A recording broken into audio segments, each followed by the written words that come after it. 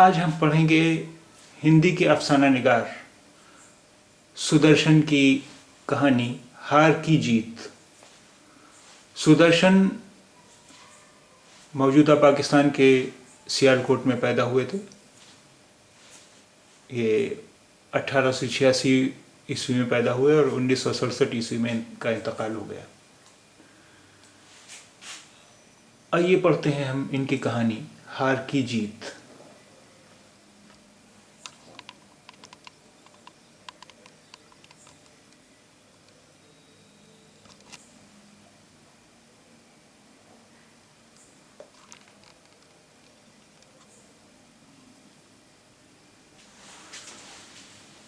माँ को अपने बेटे और किसान को अपने लहलहाते खेत देखकर जो आनंद आता है, वही आनंद बाबा भारती को अपना घोड़ा देखकर आता था।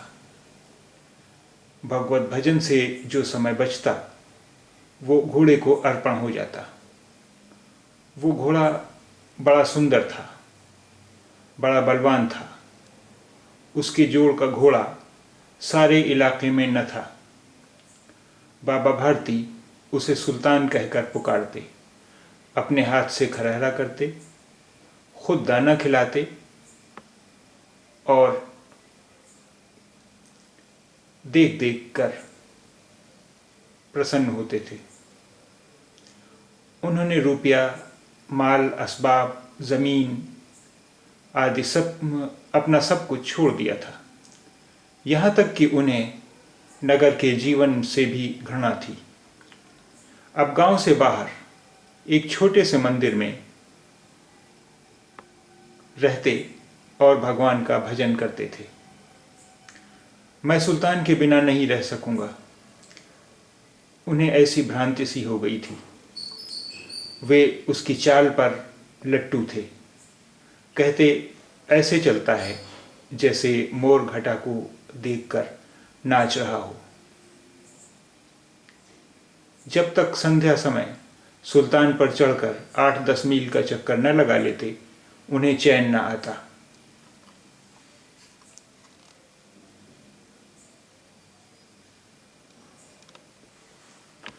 खड़क सिंह उस इलाके का प्रसिद्ध डाकू था। लोग उसका नाम सुनकर कांपते थे। होते होते सुल्तान की कीर्ति उसके कानों तक भी पहुंची।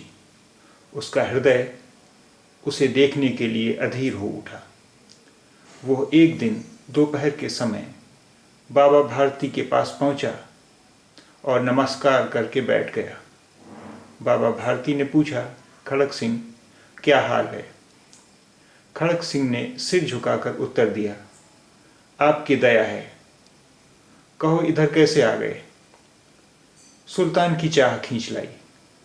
विचित्र जानवर है, देखोगे तो प्रसन्न हो जाओगे।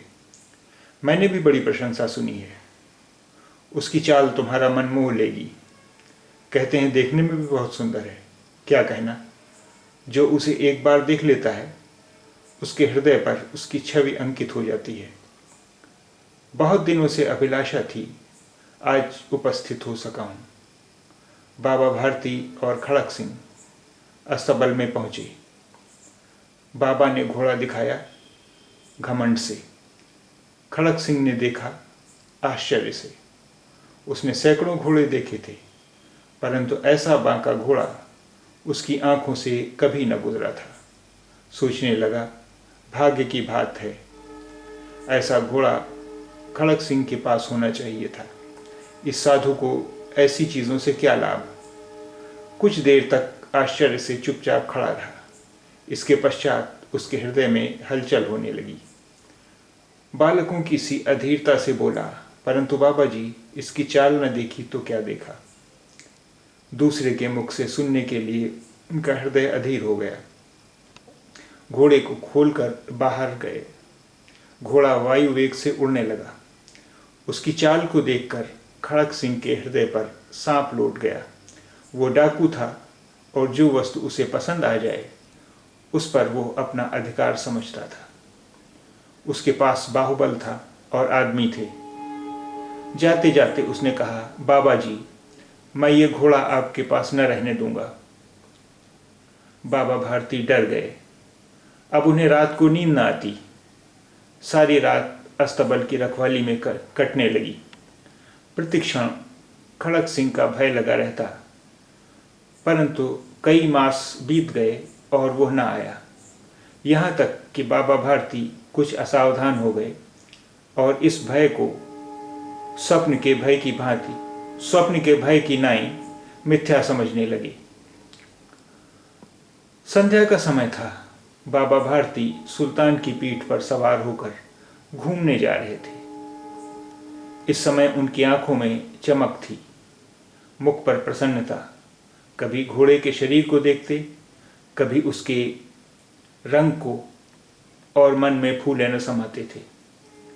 सहसा एक ओर से आवाज आई, ओ बाबा, इस कंगले की सुनते जाना। आवाज में करुणा थी। बाबा ने घोड़े को रोक लिया। देखा एक अपाहिज वृक्ष की छाया में पड़ा कराह रहा है। बोले, तुम्हें क्या कष्ट है? अपाहिज ने हाथ जोड़कर कहा, बाबा, मैं दुखियारा हूँ, मुझ पर दया करो। रामवाला यहाँ से 3 मील है, मुझे वहाँ जाना है। घोड़े पर चढ़ा लो, परमात्मा भला करेगा। वहाँ तुम्हारा कौन है? दुर्गा दत्त वैद्य का नाम सुना होगा आप। दुर्गा दत्त वैद्य का नाम आपने सुना होगा। मैं उनका सौतेला भाई हूँ। बाबा भारती ने घोड़े से उतरकर अपाहिज को घोड़े पर सवार किया और स्वयं उसकी लगाम पकड़कर धीरे धीरे चलने लगे। सहसा उन्हें एक झटका सा लगा और लगाम हाथ से छूट गई। उनके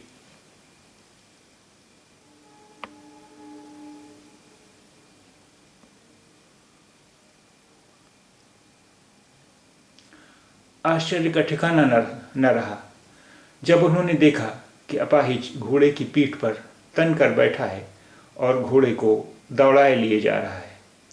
उनके मुख से भय, विस्मय और निराशा से मिली हुई चीख निकल गई। वो अपाहिज डाकू खड़क सिंह था। बाबा भारती कुछ देर तक चुप रहे और कुछ समय पश्चात कुछ निश्चय करके पूरे बल से चिल्लाकर बोले, ठहर जाओ। खड़क सिंह ने यह आवाज़ सुनकर घोड़ा रोक लिया और उसकी गर्दन पर प्यार से हाथ फेरते हुए कहा, बाबा जी, ये घोड़ा अब न दूंगा।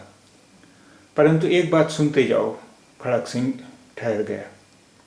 बाबा भारती ने निकट जाकर उसकी ओर ऐसी आंखों से देखा जैसे बकरा कसाई की ओर देखता है और कहा, यह घोड़ा तुम्हारा हो चुका है। मैं तुमसे इसे वापस करने के लिए न कहूँगा, परंतु खड़क सिंह, केवल एक प्रार्थना करता हूँ, इसे अस्वीकार न करना, नहीं तो मेरा दिल टूट जाएगा। बाबा जी, आज्ञा कीजिए, मैं आपका दास हूँ, केवल घोड़ा न दूंगा। अब घोड़े का नाम न लो, मैं तुमसे इस विषय में कुछ न कहूँगा। मेरी प्रार्थना केवल ये है कि इस घटना को किसी के सामने प्रकट न करना। खड़क सिंह का मुंह आश्चर्य से खुला रह गया।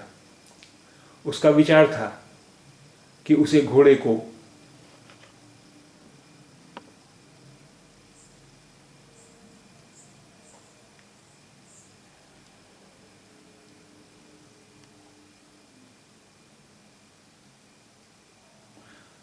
लेकर यहां से भागना पड़ेगा, परंतु बाबा भारती ने स्वयं उसे कहा कि इस घटना को किसी के सामने प्रकट न करना। इससे क्या प्रयोजन सिद्ध हो सकता है? खड़क सिंह ने बहुत सोचा, बहुत सिर मारा, परंतु कुछ समझ न सका। हार कर उसने अपनी आंखें बाबा भारती के मुख पर गड़ा दी और पूछा, बाबा जी, इसमें आपको क्या डर है? सुनकर बाबा भारती ने उत्तर दिया, लोगों को यदि इस घटना का पता चला तो वे दीन दुखियों पर विश्वास न करेंगे। यह कहते कहते उन्होंने सुल्तान की ओर से इस तरह मुंह मोड़ लिया जैसे उनका उससे कभी कोई संबंध ही नहीं रहा हो। बाबा भारती चले गए, परंतु उनके शब्द खड़क सिंह के कानों में उसी प्रकार गूंज रहे थे। सोचता था, कैसे ऊंचे विचार हैं, कैसा पवित्र भाव है। उन्हें इस घोड़े से प्रेम था। इसे देखकर उनका मुख फूल की नाई खिल जाता था। कहते थे, इसके बिना मैं रह न सकूंगा। इसकी रखवाली में वे कई रात सोए नहीं। भजन भक्ति न कर रखवाली करते रहे, परंतु आज उनके मुख पर दुख की रेखा तक दिखाई न पड़ती थी। उन्हें केवल ये ख्याल था कि कहीं लोग दीन दुखियों पर विश्वास करना न छोड़ दें। ऐसा मनुष्य नहीं, देवता है।